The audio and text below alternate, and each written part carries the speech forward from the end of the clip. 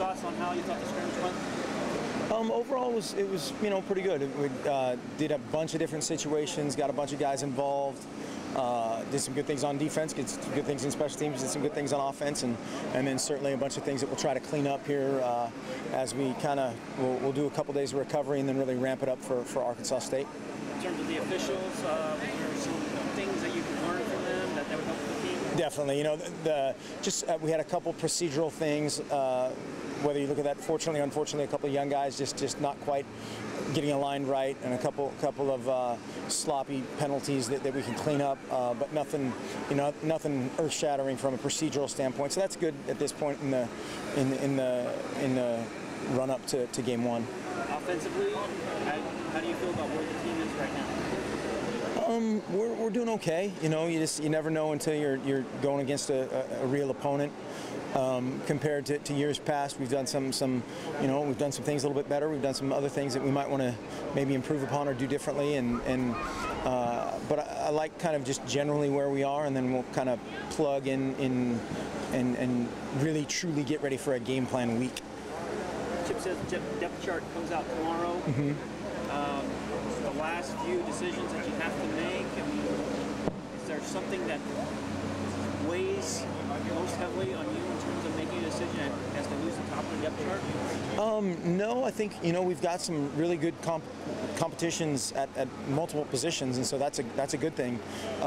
Whether it's quarterback, offensive line, tight end, receiver, there's some really some healthy depth developing, I think, at all those spots. And so yeah, we're gonna go close the door and talk about a bunch of different things and play a lot of what-if games here. With all that depth, I mean, should a guy feel disappointed that he's not at the top of the depth chart? Well, right. I mean, we've proven that we're certainly going to play a lot of guys, offensively, defensively, and on special teams. And so, wherever a guy ends up, we don't write that thing in Sharpie. It's going to be in dry erase marker, and guys have to still earn it each week and just get ready to roll. How would you like to see a player respond if they're not at the top of the depth chart?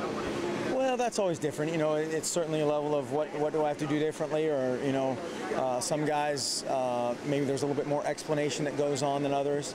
But I think in general, guys on our team, they're loyal Duck guys, loyal team guys, and they're ready to forge ahead, whatever the kind of their lay in life may be, and certainly maybe not happy with it, but just more of a let's move ahead and fix it type of attitude.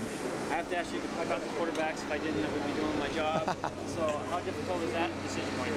Well, it's one of the good ones. I think we've gotten a lot better across just the depth of the position has developed. And it's a good, healthy situation, and we're going to sit down and talk about that this afternoon. And hopefully we end up with a couple guys and maybe a little bit more that you don't want to find out maybe this year that those guys are ready to play, but excited about that position, and those guys are fun to be around and fun to coach. Is it a situation where no matter who you pick, man, we've got someone good? I didn't catch the last part. I'm sorry. Is it a situation where no matter who you pick, you feel great about who it's going to be at the top of it? I think so, yeah. We've had a lot of really good competitive situations throughout the camp, and we feel good about the direction that position's going. You can't ever truly evaluate those guys until it's live 11-on-11 game action football, and so but we're excited about those top two guys for sure, and hopefully we'll find out about those other guys later on.